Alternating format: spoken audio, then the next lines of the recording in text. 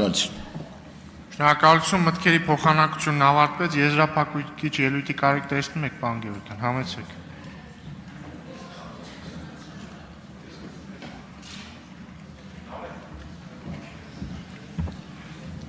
Շնորհակալություն, պարոն Ռուբինյան, կարճ անդառնամ գործընկերներից ելույթներին։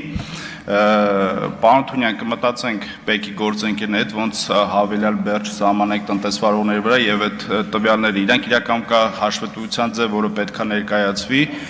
պետական եկամուտների կոմիտե, որտեղ ինքնաշխատ եղանակով գեներացվի թվերը, որտեղ հիշմնի ինդեքս հաշվելու համար մենք պետք է ուրեմն ամեն տարի առանձին շուկա հատկորոշենք հաշվենք, բայց ձեր ասած մեխանիզմը, որ հանրությանն է ցույց տանք, բացի տոկոսներից, նաև կարելի է ենթադրում եմ այդ հաշվետվությանը մի քիչ ավելի հետևողական վերաբերել եւ այդ թվերը ավտոմատ գեներացվի կհրապարակենք։ Մենք սակայն ելի մասնակիցների առաջի երկու տեղի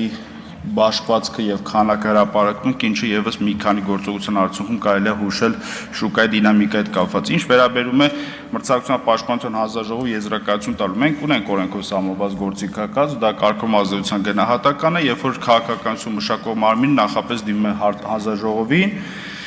եւ ստանում է եզրակացություն, այս դեպքում մեր գործընկերները կարծում եմ հրատապությունից կամ այլ հանգամանքներ չէին դիմել, դրա համար մենք նախապես եզրակացություն չենք տվել, բայց դուք ճիշտ նշեցիք, իմ հաշվետվության ներկայացման ժամանակ ազգային ժողովը մինչ այդ քննարկում էր եւս երկու նախագիծ, որտեղ մրցակցության պաշտպանության հանձնաժողովի եզրակացության հիման վրա էր այդ նախագծերը գրվել, դուք ինքներդ քաջատեղեք եք, որ մենք թե ազգային ժողովի թե կառավարության բազմաթիվ նախաձեռնություններին տալիս ենք նախապես կարծիք եւ մեր գործընկերները 98% դեպքերում դա հաշվի են առնում, բացառիկ դեպքեր եմ հիշում, երբ որ հանձնաժողովի կարծիքը տրվել է, սակայն այլ ձևաչափով է ընդունվել, որը եւս նորմալ է, որովհետեւ քաղաքականություն մշակող մարմինները իրենք բազմաթիվ հանգամանքներից են ելնում եւ ոչ միայն մրցակցային հարցերից, բայց տեղը կարծում եմ մեծ խնդիր չկա, հիմա քաղաքականություն մշակող մարմինը կարծում է որոշակի հրատապություն ելնելով կարող է բերել նախագիծը այնուհետև ստանալ եզրակացություն, դա իրենց որոշելիքն է։ Մենք այդ հարցով կարծում ավել օրս դրական փոփոխությունների խնդիր չկա, օրենսդրությունը այն լիազորությունը, որով ազգային ժողովը որոշել է մեզ, բավական է, ավելի քան կարծում եմ։ Ինչ վերաբերում է մեր տնտեսվարողներին, որոնք արտահանում են, պարոն Բագրատյան, նորից հավաստիացնում եմ մեր պատրաստակամությունը, ես գործընկերոջս պարոն Պապոյանից այսօր եւս կխոսեմ, որ մենք որևէ ձևաչափով ներգրավելու պարագայում պատրաստակամ ենք օգնել մեր կառավարության գործընկերներին եւ ազգային ժողովի գործընկերներին այս խնդիրը, այս թնջուկը լուծելու համար։ Ես հասկանում եմ ձեր հարցի շերտերը, դրանք բավական բարդ են, ձևավորվել են տարիների ընթացքում եւ դրանք ինչ-որ մի պահ պետքա որոշակի լուծում ստանան եւ լավ կլինի, որ այդ լուծումը լինի ինստիտուցիոնալ, որ մենք ամեն տարի տարբեր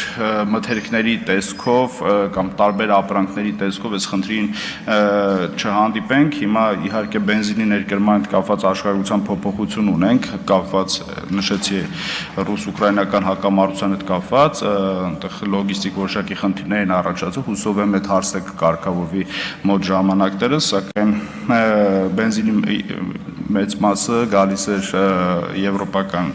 երկրներից, որովհետև այնտեղ լոգիստիկայի խնդիրներ են առաջացել, իսկ կոնկրետ խմիչք եւ սպիրտ արտադրող մեր գործընկերները, մեր տնտեսվարողները, այո, դուք ճիշտ եք, ես ունեն լուրջ խնդրեմ, մենք կհավաքենք այդ տեղեկատվությունը, ըստ անհրաժեշտության արդեն իր հետ կքննարկենք։ Շնորհակալ եմ բոլորիցդ հաշվետվության լսելու, հարցեր տալու համար, ելույթներ ունենալու համար, լավ օր եմ մաղթում։ Շնորհակալություն, հարցի քննարկումն ավարտվեց։ Հարգելի գործընկերներ, այժմ մենք կքննարկենք եւս մեկ նախագիծ երկրորդ ընթերցման, որից հետո կանցնենք քվեարկություններին, բոլոր պատգամավորներին, ովքեր դահլիճում չեն